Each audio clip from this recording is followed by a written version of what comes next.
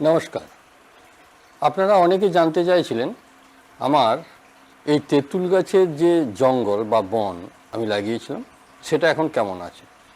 এটা খুব ঘন জঙ্গল করেছিলাম, আর একটা করেছি একটু পাতলা করে, ওটা সাজিয়েছি। এটা সাজিয়ে নয়, সিটগুলো দিয়ে দিয়েছিলাম, প্রচুর গাছ বেরিয়েছিল, দু চারটা করে মাঝে তুলে নিয়ে বাকিগুলো রেখে দিয়েছিলাম।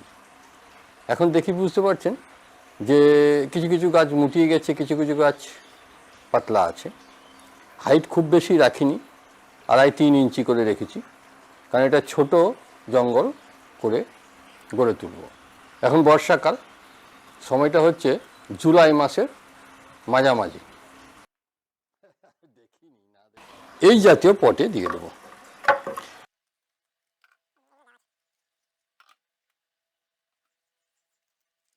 দেখছেন একদম বালির উপরে চারাগুলো তৈরি করেছিলাম।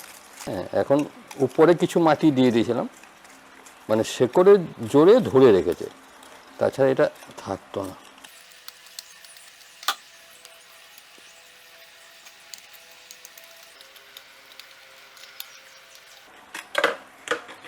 কিছু বড় শেকড় আমি কেটে দেবো।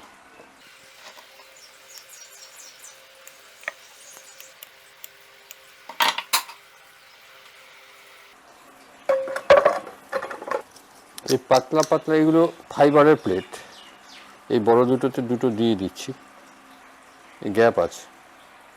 এবার নিচেতে আমি একটু বনসাই সয়েল মাঝে দিয়ে দিচ্ছি, মাঝটা একটু উঁচু করার জন্য।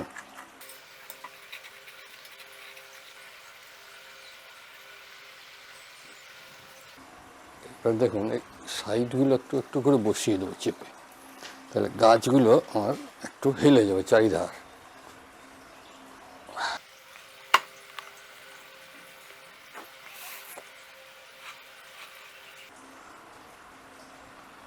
এবার আস্তে আস্তে একে বনসাই সয়েলের উপরে দাঁড় করিয়ে রাখতে হবে। এগুলো হচ্ছে বনসাই সয়েল। আমি এই সাইডের গ্যাপটাতে এই বনসাই সয়েলটা দিয়ে দিচ্ছি।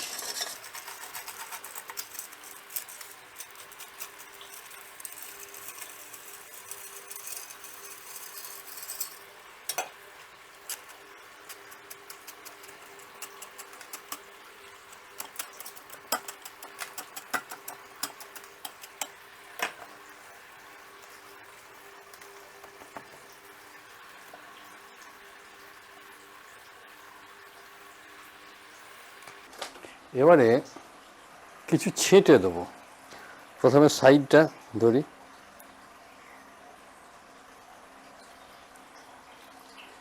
এই প্রুনিং হচ্ছে একটা গুরুত্বপূর্ণ পার্ট। টাইমে টাইমে যদি প্রুনিং না করেছেন তাহলে গাছ ঠিক শেপ নেবে না।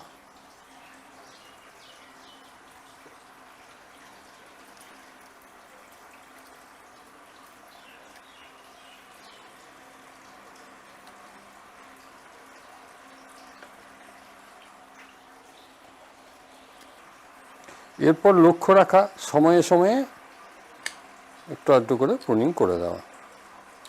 বর্ষাকাল যেহেতু, মানে ন্যাচারালি গ্রো হতে দিতে হবে, তাই আমি যেখানে ছিল সেখানেই আবার রেখে দিয়ে আসবো। ধন্যবাদ, আপডেট দেবো পরবর্তীকালে আবার। এখন মনে হচ্ছে কয়েকটা গাছ আমি প্ল্যান্টিং করিয়ে দিই। এই যে গ্যাপগুলো রয়েছে এইগুলো এখন আমার বাড়িতে প্রচুর রয়েছে তেঁতুল গাছ, এরকম খানিকগুলো তুলে নিয়ে এলাম, যেগুলো লাগবে লাগবে, বাকিগুলো আবার পরে অন্য জায়গায় বসিয়ে দেবো। এটা দেখুন এরকম জায়গায় শেকড় রয়েছে, এগুলো এই 4 আঙুল করে আছে, তো এই 4-5 আঙুল করে রেখে কেটে দেবো। কিন্তু তারপরে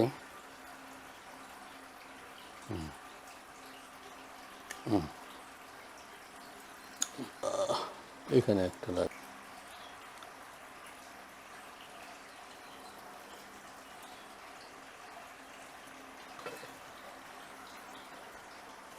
এরকম জায়গায় একটা বসিয়ে দিই।